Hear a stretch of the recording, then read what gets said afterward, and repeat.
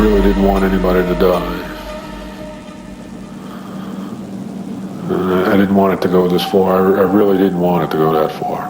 These things happen, and they're not considered crimes. They're considered acts of war. Next thing I know, we're having a meeting in the barracks. There's 8 or 9 of us together, forming the order. Inside the Order, America's deadliest neo-Nazi terror cell. What I share today, viewers, is truly shocking.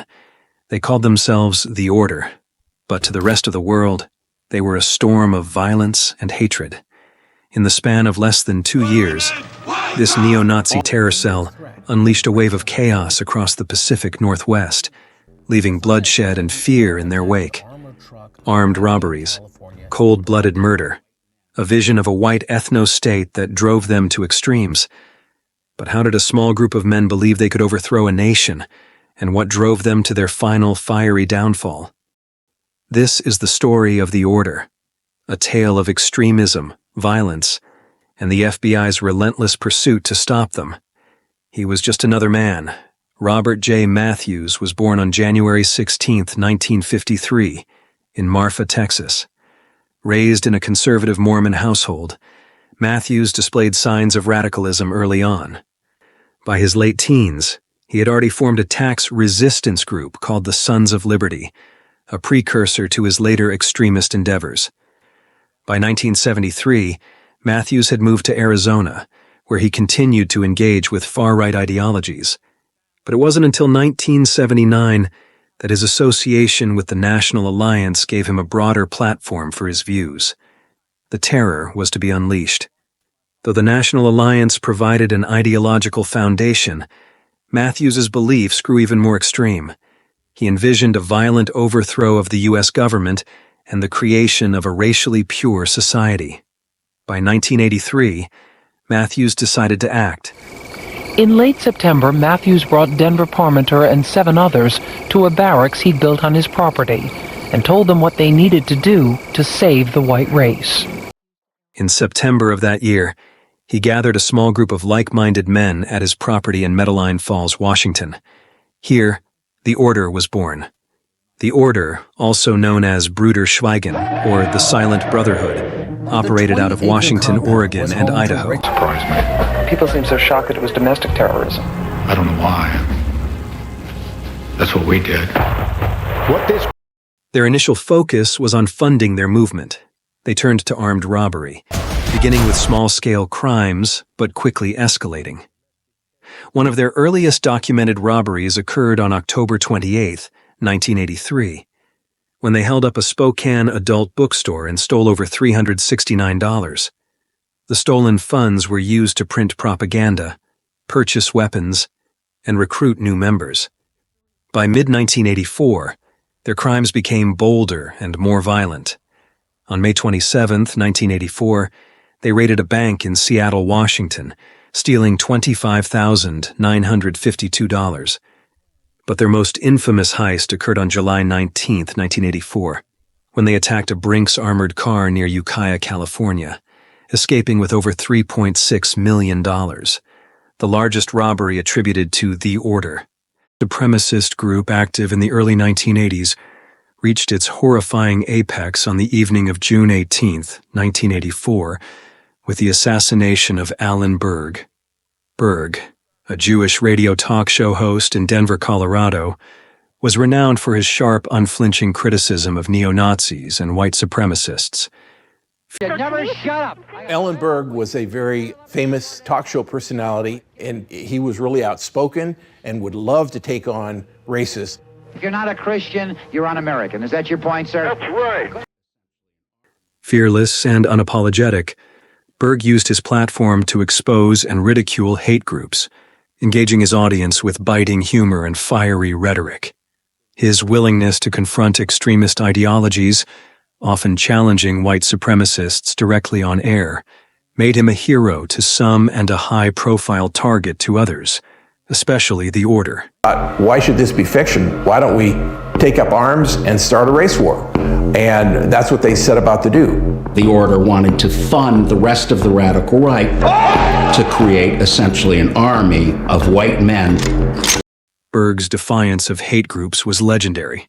He regularly invited members of extremist organizations onto his show, exposing their ideology to the harsh light of scrutiny. Refusing to back down, he used logic, sarcasm, and his razor-sharp wit to dismantle their arguments, leaving many of them flustered or enraged. This combative approach earned him both a loyal audience and the ire of his adversaries. Among those adversaries was Robert J. Mathews, leader of the Order, who saw Berg as a symbol of everything the group despised. Mathews and his followers identified Berg as a direct threat to their cause, marking him for assassination. Talk show host in Denver. We were all willing to give up our lives Give up your lives for what? for our race. On the evening of June 18, 1984, as Berg returned to his Denver home, members of the Order lay in wait. Bruce Pierce, Richard Scutari, and David Lane had meticulously planned the attack. As Berg stepped out of his Volkswagen Beetle, Bruce Pierce opened fire with a MAX-10 submachine gun, unleashing a deadly hail of bullets. Berg was struck multiple times and died instantly in his driveway. His murder was not just an attack on a single individual, but a calculated act of terror, intended to silence dissent and intimidate those who opposed white supremacist ideology. The assassination sent shockwaves across the nation, galvanizing public awareness of the Order's violent agenda. Among those convicted for the murder was David Lane, who later became infamous for coining the phrase, "We must secure the existence of our people and a future for white children." Known as the 14 Words, this slogan encapsulated the ideology of the Order and became a cornerstone of white supremacist rhetoric. Even from prison, Lane continued to promote hate through his writings, ensuring that the 14 Words would persist as a rallying cry for extremist groups worldwide. In response to the growing threat posed by the Order, the FBI launched Operation Clean Sweep, a comprehensive initiative to dismantle the group. Through wiretaps, surveillance, and informants, agents unraveled the Order's operations. By late 1984, law enforcement identified a safe house in Sandpoint, Idaho, used by the Order's leader, Robert J. Mathews, and his followers. On December 7, 1984, FBI agents tracked Mathews to a remote cabin on Whidbey Island, Washington. Early the next morning, a dramatic standoff unfolded. Refusing to surrender, Mathews engaged in a gunfight with law enforcement. The confrontation lasted 18 hours, culminating in the FBI firing incendiary devices into the cabin. The resulting fire consumed the structure, and Mathews' charred remains were recovered the following day. His death marked the end of the Order's most dangerous chapter. You wouldn't give up? The leader of the Order never emerges from his safe house. I will never submit nor surrender. Goodbye, kinsman. Bob Mathews' war with the government has finally come to an end. I feel quite certain that he succumbed to the heat, smoke. One by one, in the months Order following members hear Mathews' the death, news. The next morning, law enforcement one body was arrested found in the dozens of smoking the rubble. Order's I felt members. it was my Bruce fault Pierce, that the he man was who dead. killed Alan Berg, was sentenced to 252 years in prison. David Lane received a 190-year sentence for conspiracy and racketeering, while other key figures, including Richard Scutari and Gary Yarbrough, received lengthy prison terms for their involvement in armed robberies and other crimes. Though the Order was dismantled, its hateful ideology persisted. David Lane's writings and the 14 Words became widely disseminated, fueling white supremacist movements around the world. The Internet amplified these ideas, providing new platforms for recruitment and radicalization. White supremacist extremism remains a pressing and concurrent concern in the United States and globally. Recent events underscore the persistence of this ideology and its violent consequences. Charlottesville, Virginia, 2017. The Unite the Right rally, which drew neo-Nazis, Ku Klux Klan members, and other extremists, showcased the enduring power of white supremacist rhetoric. The rally turned deadly when a white supremacist drove his car into a crowd of counter-protesters, killing Heather Heyer. Christchurch, New Zealand, 2019. A gunman killed 51 people at 2 mosques, citing white supremacist ideas in his manifesto, including references to the 14 words.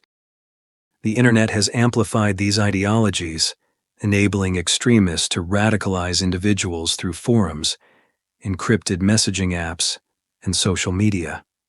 Lone wolf actors, inspired by Mathews and other figures, now pose one of the greatest challenges to law enforcement and counterterrorism efforts. So viewers, till the next one, stay safe and curious.